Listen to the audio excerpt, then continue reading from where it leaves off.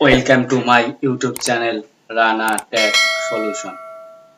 বন্ধুসকল আজি লৈ আহিছো আপোনালোকৰ বাবে এটা নিউ ভিডিও। এইটো ভিডিওৰ জৰিয়তে আমি আপোনালোকক দেখুৱাম যে নিজৰ গাড়ীৰ যদি পলিউশন সাৰ্টিফিকেটখন হেৰাই গৈছে তো কেনেকৈ ডাউনলোড কৰিব পাৰি।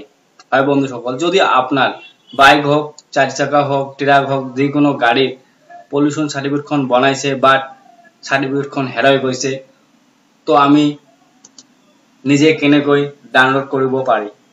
তো আহক আজি ভিডিওটো আৰম্ভ কৰো। যদি মোৰ চেনেলটো এতিয়ালৈকে সাবস্ক্ৰাইব কৰা নাই তো প্লিজ অনুগ্ৰহ কৰি মোৰ চেনেলটো সাবস্ক্ৰাইব কৰক।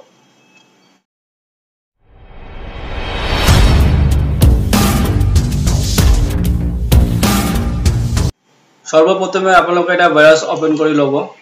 ওপেন কৰাৰ পিছত ইয়াত টাইপ কৰি দিব পৰিবহন।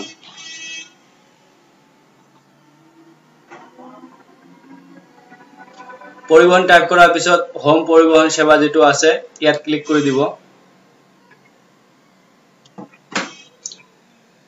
ইয়াত ক্লিক কৰাৰ পিছত অলপ স্ক্ৰল ডাউন হৈ আহিব, তললৈ আহি থাকিব। ইয়াত দেখা পাব PUCC, ইয়াত ক্লিক কৰি দিব।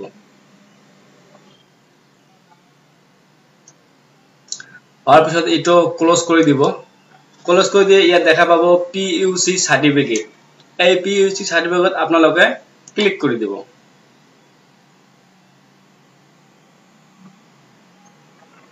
ক্লিক কৰাৰ লগে লগে আপোনাৰ ইয়াত ৰেজিস্ট্ৰেশন নাম্বাৰ মানে আপোনাৰ গাড়ী নাম্বাৰটো বিচাৰিব। তাৰ পিছত ইয়াত বিচাৰিছে chassis number 5 character. In the last 5 character chassis number. আপনাৰ গাড়ীৰ চেসিস নাম্বাৰ লাস্টৰ 5 পর যেটো অংক আছে সেই অংকটো ইয়াত বহাই দিব।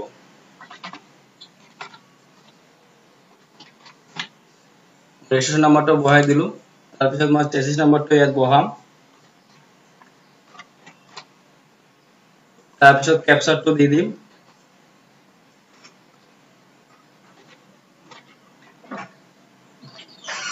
তাৰ পিছত PUC ডিটেইলছত ক্লিক কৰি দিব।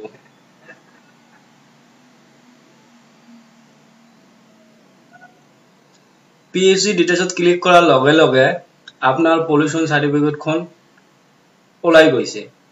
তাৰ পিছত আপোনালোকে প্ৰিন্টত ক্লিক কৰিব।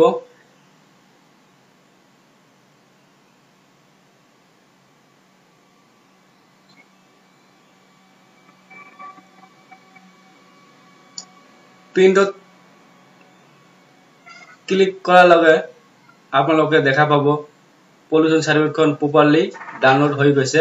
ইয়াৰ পৰা আপোনালোকে প্ৰিন্ট কৰি ল'ব পাৰে বা সেভ কৰি ৰাখিব পাৰে।